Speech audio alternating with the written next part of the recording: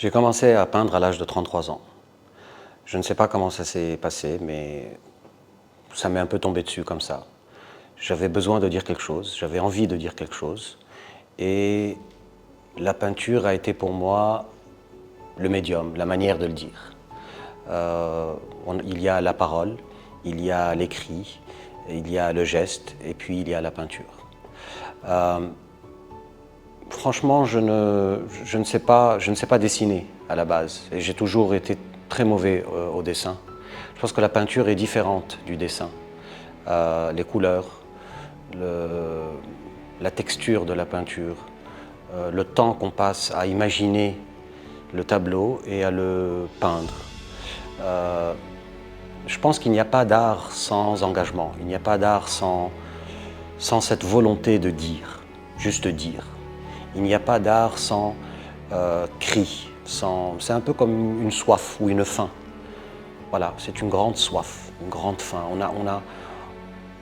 a un grand vide, dans son ventre et on ne peut le remplir qu'avec ce cri, qu'avec cette action, cet acte de. Et pour moi, ça a été la peinture, comme ça. À l'âge de 33 ans, j'ai peint et je pense que c'est une belle image de potentiel. Nous ne savons pas quel est le potentiel qui est en nous. Et grâce à ça, voilà, j'ai peint 65 tableaux en 2 ans. Je ne sais plus où les mettre d'ailleurs, ils sont tous chez moi. J'ai essayé d'exposer mes tableaux ici. J'ai contacté beaucoup de galeries, j'ai fait même un book. Et on m'a dit que en fait, on n'exposait que les peintres professionnels. Et pour moi, c'est un hobby. Donc, ma galerie, c'est devenu chez moi. D'ailleurs, je n'appelle pas ça chez moi, je dis je rentre à ma galerie. Ils sont tous là, partout chez moi. 65 tableaux. Il n'y a pas un millimètre carré de mur de libre chez moi. J'avais besoin qu'ils soient là, qu'ils soient tous exposés. Parfois, j'ai des problèmes parce que je veux les mettre, mais je n'ai pas de place. Donc, j'alterne. J'en décroche quelques-uns, j'en remets d'autres. Je reviens toujours à la faim, je reviens toujours à la soif. Le point commun qu'il y a entre la peinture et la poésie et l'écriture, c'est cette faim, c'est cette soif. C'est cette volonté de dire, cette volonté de se manifester, de s'exprimer. Mais de s'exprimer, de dire quelque chose qui est difficile à dire, qui est au fond de nous, qui est dans nos tripes. Et c'est pour ça que c'est un processus qui peut parfois, je dirais même faire mal. C'est ma mère qui m'a initié à la poésie. Je devais avoir 10 ans. Elle était à son bureau, sur sa machine à écrire, une machine à écrire Olivetti, et elle faisait des bruits. Ce sont ces bruits qui m'ont tout d'abord intrigué et intéressé. Les touches qui sont comme des oiseaux, comme ce Woody Woodpecker qui tape sur le ruban. Et puis le son de la machine qui revient à la ligne, le bip à la fin de la ligne. Une machine à écrire, et je me suis dit, tiens, c'est la machine qui écrit finalement. Et pour moi, c'était la machine qui écrivait, ce n'était pas l'homme ou la personne ou ma mère qui créait ce qui était écrit, non, c'était la machine. Donc j'étais beaucoup plus intrigué par le processus de la dactylographie finalement. Et puis j'en ai rêvé, donc c'est un peu comme la dactylographie des rêves, je ne sais pas. J'ai voulu faire comme maman, donc elle m'a donné un petit livre, et puis j'écrivais des poèmes comme elle, avec des mots. Donc je mettais des mots les uns à côté des autres, et puis j'essayais de faire en sorte à ce que ça rime. Donc je m'accentuais plus sur la rime et sur le mot et sur l'histoire. Mais finalement, je voyais que l'histoire perdait souvent son sens. Parce que quand on veut que ça rime, on se concentre sur la rime et sur les mots. Et finalement, on sacrifie au sens. Au bout de quelques années, j'ai arrêté d'écrire de la poésie avec des rimes. Le vers qui m'a absolument fasciné, qui m'a métamorphosé comme auteur, comme poète, c'est le vers libre. Et le jour où j'ai abandonné l'écriture des poèmes par rime, et le jour où j'ai découvert un univers, un jardin de sens, un jardin d'émotions.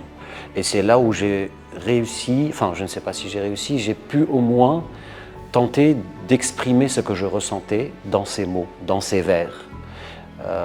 Le vers libre, le vers qui n'a aucune... qui n'a pas besoin d'obéir à aucune règle. On peut écrire des vers même avec des virgules, seulement des virgules ou des points, avec des lettres, même pas des mots. On peut inventer des mots, inventer des expressions, inventer des sons. Et ce vers libre est la porte ouverte à un univers extraordinaire et sublime de beauté et de vérité. Nous partirons loin, là où pas de départ, ni d'arrivée, juste des passages. Nous partirons en notre dedans, et la mémoire, notre guide. Et il y a un autre poème que j'aimerais vous lire. Me voilà, prêt à marcher, à courir, à enjamber des mondes. Je suis libre et devant moi ce que je désire.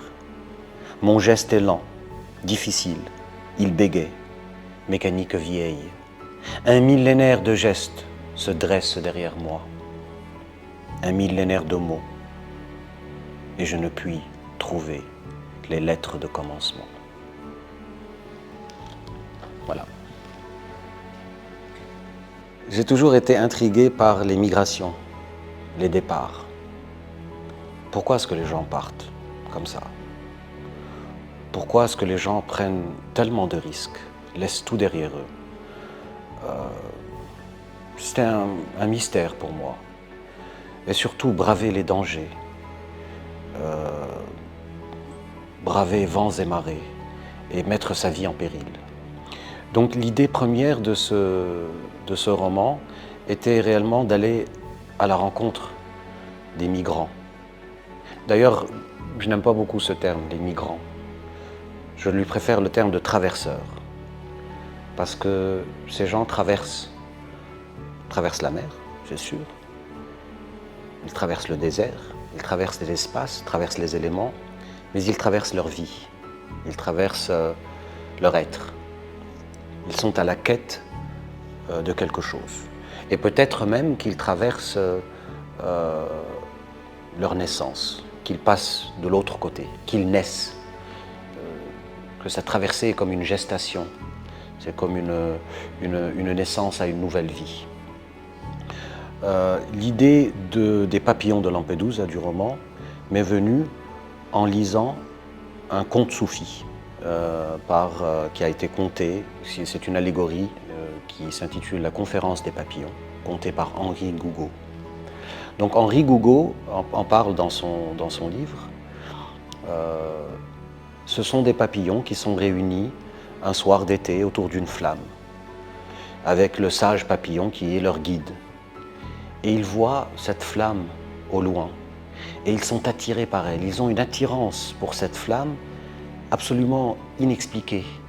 Ils sont épris d'elle, ils éprouvent pour elle un désir si intense qu'il les rend presque fous. Et d'ailleurs, nous, en tant qu'êtres humains, nous pouvons même aussi, nous sommes comme des papillons. Quand on regarde une flamme, il y a quelque chose qui nous attire dans la flamme. On est presque aimanté par le feu, la flamme. Elle a une beauté, elle a quelque chose de mystérieux. Donc, il faut savoir si nous, en tant qu'humains, nous sommes attirés, que dirions-nous des papillons? Ce désir, cette attirance, cette passion pour cette flamme est décuplée. Et donc, ils sont curieux et ils veulent la connaître. Alors le sage papillon leur dit « Allez-y ». Un papillon se lève et vole vers la flamme. Mais il a peur, il s'approche et il voit sa flamme dorée et il revient. Et il raconte ce qu'il a vu. Mais le sage papillon lui dit « Mais tu as eu peur, tu n'as rien vu ». Un deuxième s'élance, plus courageux, plus téméraire. Il a envie de connaître la flamme.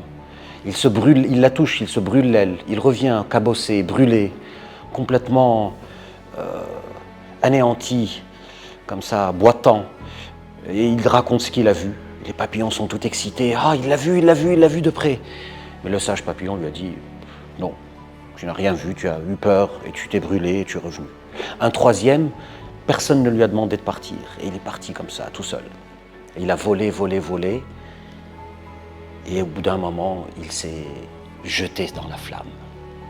Et il a complètement brûlé, il s'est désintégré. Et on a vu au loin une étincelle comme ça.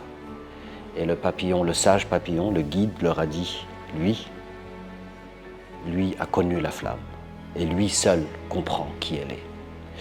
Donc, l'idée qui m'a semblé intéressante dans l'allégorie des papillons, c'est cette idée de traverser. Ils sont à la quête de l'objet de leur désir, ils sont à la quête de l'objet de leur amour.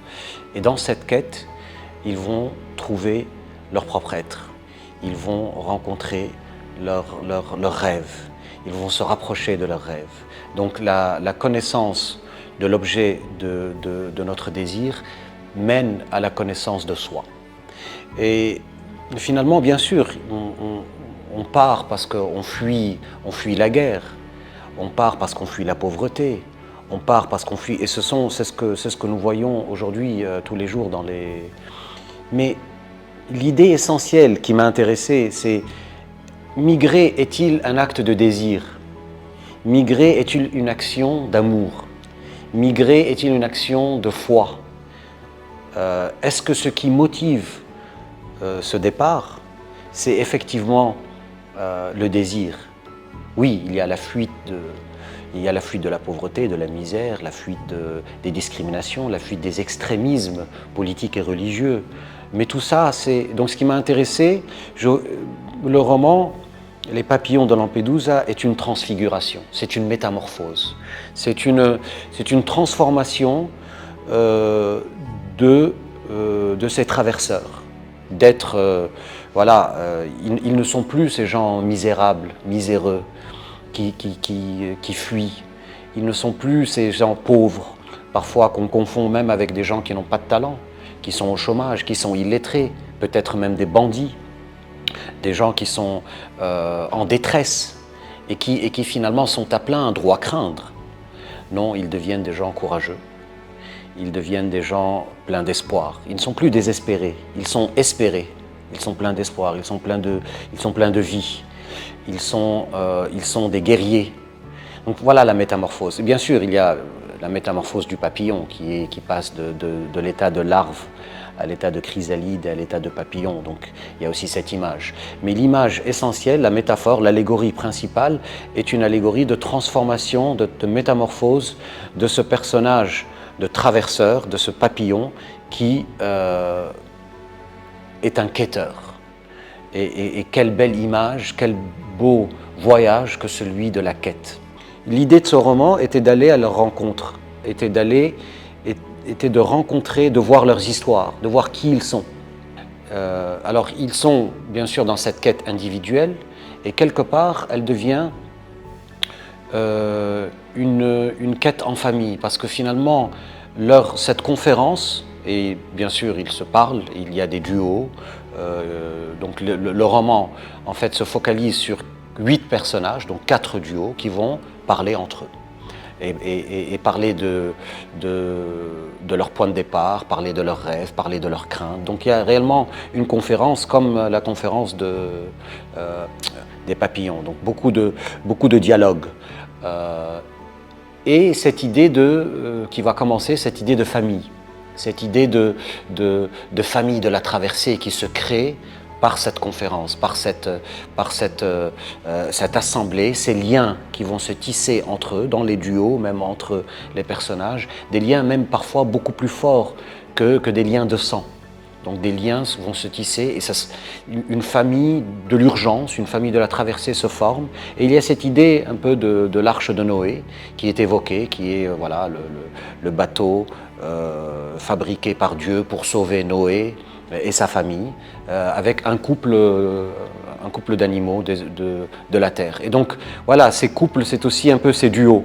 dans le roman. Donc, ce que j'ai aimé, en fait, le rapprochement entre l'Arche de Noé et ce bateau, finalement, c'est que voilà, c'est une certaine nouvelle humanité ou une autre humanité qui fait la traversée, hein, qui finalement pourrait être en fait l'humanité qu'on devrait considérer. Non pas que l'autre humanité est à déconsidérer. Ce bateau représente notre humanité. Sauvons-le. Essayons de le sauver. Je ne veux pas oublier mon pays. J'ai beau m'en éloigner, prendre le large, il me manque. Je me rappelle les vergers d'abricots dans notre village. Je reste à l'ombre des arbres. Le soleil voltige entre les feuilles. L'odeur des feuilles de laurier frôle mes narines. L'eau glacée des puits entre dans ma bouche et je sens sa fraîcheur couler de ma gorge jusqu'à mon ventre. Avant la guerre, j'ai peu de souvenirs. Des jeux de cache-cache dans les champs, les courses effrénées dans les vergers, la tourbe rouge, les fourmis noires qui pincent, les labours, les vendanges, les grandes pluies, les inondations. Et puis il y a eu la guerre, comme un raz-de-marée d'acier et de grondements. Au début, j'ai pleuré, j'avais peur.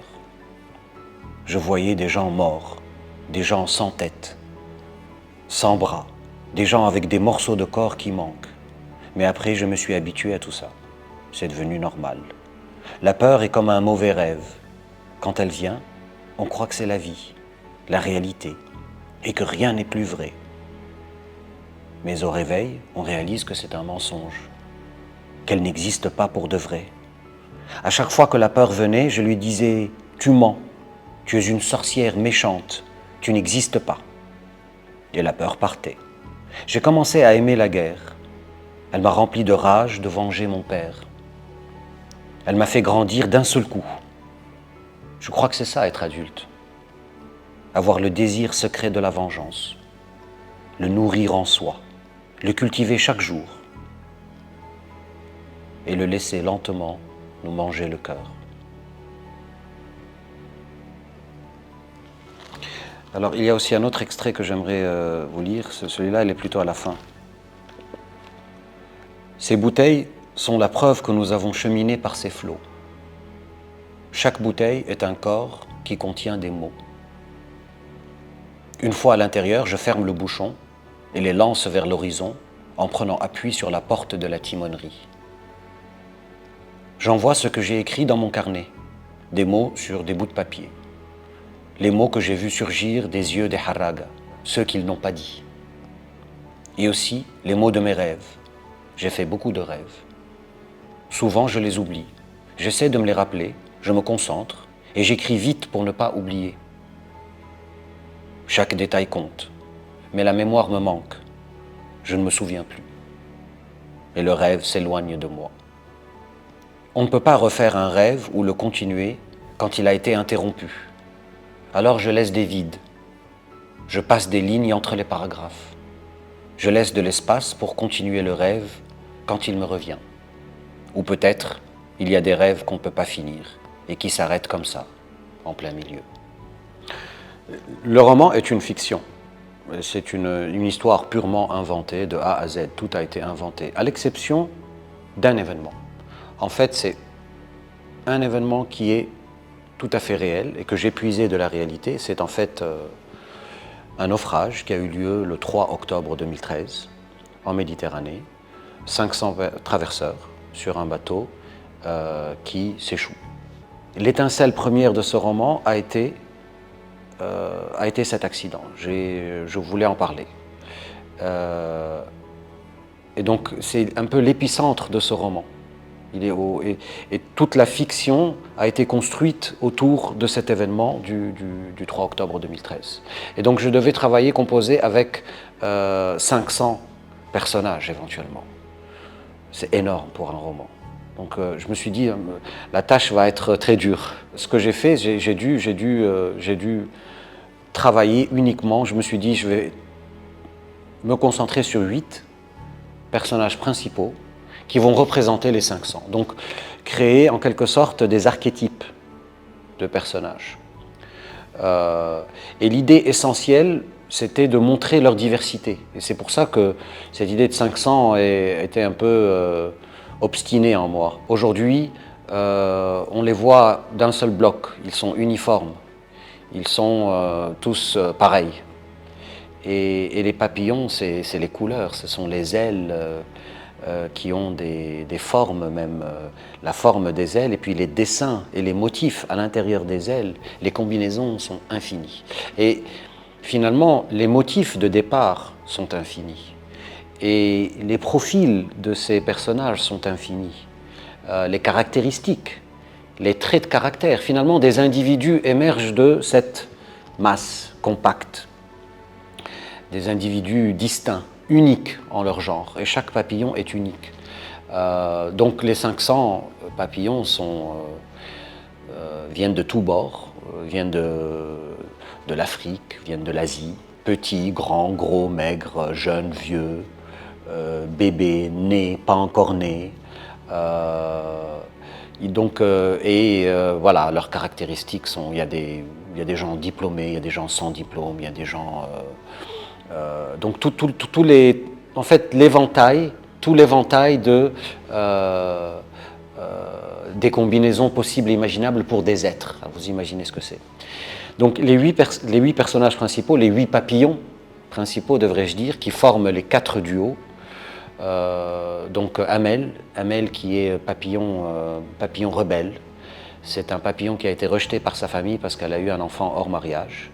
Et Amel a une faculté exceptionnelle, elle a de l'empathie, elle est très altruiste, elle peut se mettre à la place des autres.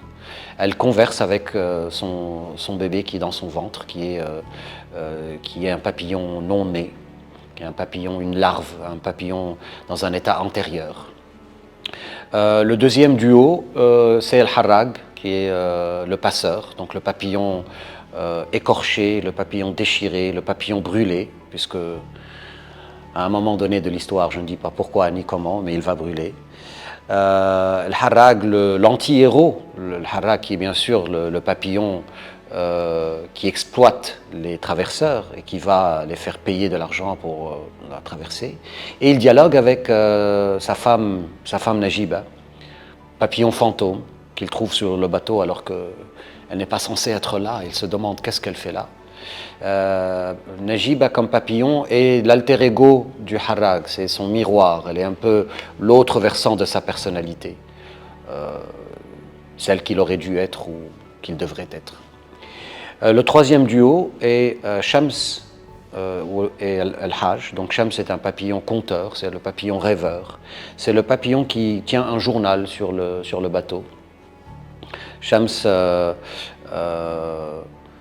ingénieur diplômé, donc papillon ingénieur, mais qui est reconverti en jardinier et qui est un papillon poète. Il adore écrire, donc il tient son journal de la traversée, il écrit ses rêves, il écrit ce qu'il voit, il écrit des poèmes. Et il parle à Al-Hajj, qui est un ancien vendeur de fripes, papillon sage. Donc c'est le papillon sage qui est âgé, mais qui est plein de sagesse, de savoir-faire, d'expérience.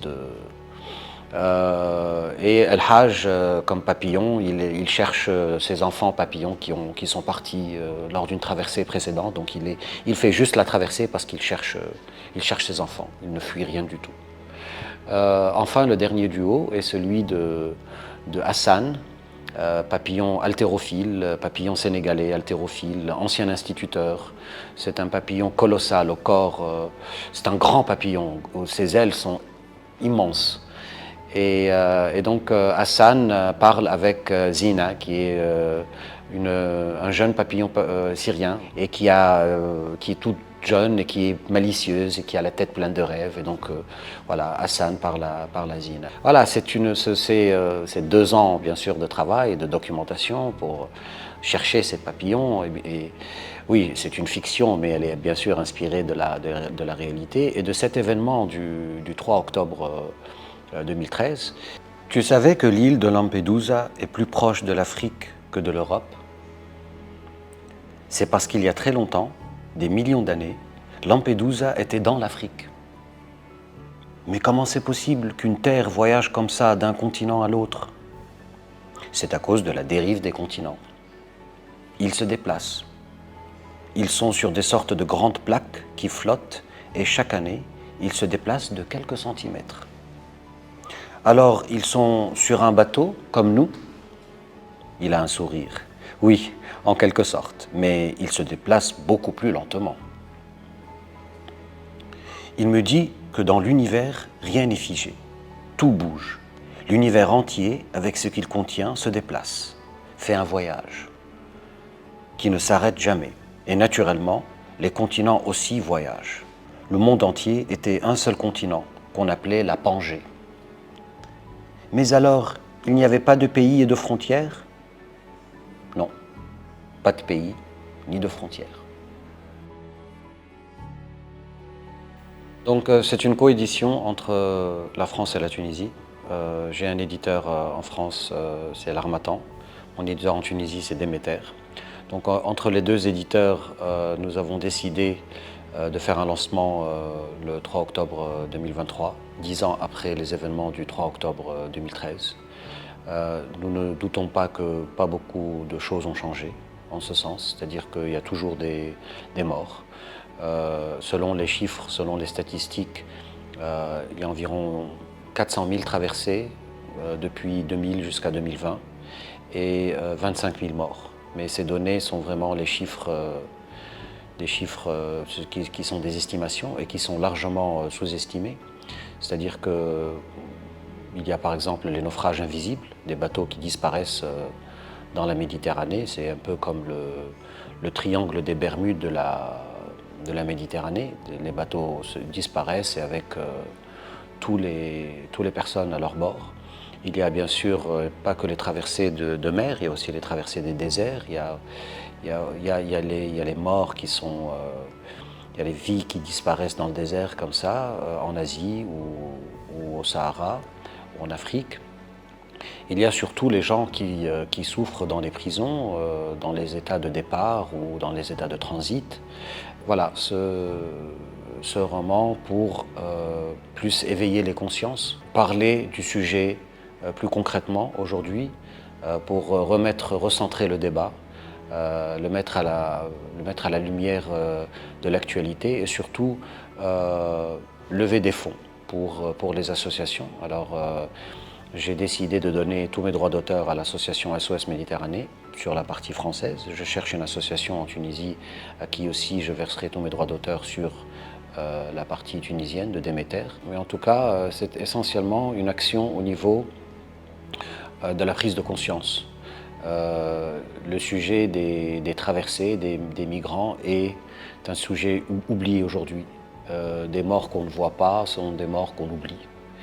Et surtout, par exemple, les méga naufrages comme celui dont le roman parle, de 2015, sont devenus, de 2013, pardon, sont devenus quelque chose de très fréquent. C'est-à-dire que là, par exemple, il y a quelques mois, il y a eu un grand naufrage au large des côtes grecques. Donc, ils ont arrêté toute forme de sauvetage en mer en Méditerranée. Il n'y a plus de bateaux qui patrouillent en mer. Et donc la charge de sauver les vies revient aux associations comme celle de SOS Méditerranée, qui est une association qui existe depuis 2015 et qui œuvre avec ses bateaux et son personnel et qui essaie de faire ce qu'ils peuvent, mais leur action est criminalisée par certains pays et ils ont peu de moyens, donc ils ont besoin de plus de moyens. Aujourd'hui, ce qui se passe, c'est que les gardes-côtes font le pushback et voilà, on n'en veut pas, donc pushback. Et ce qui s'est passé sur le bateau de la Grèce, c'est-à-dire qu'ils ont tiré le bateau avec des cordes et tirait-on, ce sont les gardes-côtes qui ont précipité le naufrage du bateau, puisque, comme on sait, ce sont des embarcations chargées, 750 personnes. Ils se sont tous mis à brûler. Chaque mois, des nouveaux qu'on ne voyait plus. Même mon ami Rissam, il est parti et n'est pas revenu. C'est le seul qui me défendait quand les autres se moquaient de moi. Il avait promis de m'envoyer un email, mais je n'ai rien reçu. Le quartier s'est vidé, comme s'ils étaient à la guerre, ou qu'ils avaient été effacés de la vie. Ça fait des trous dans le quartier, des trous dans les cafés, des trous dans les écoles et dans les maisons.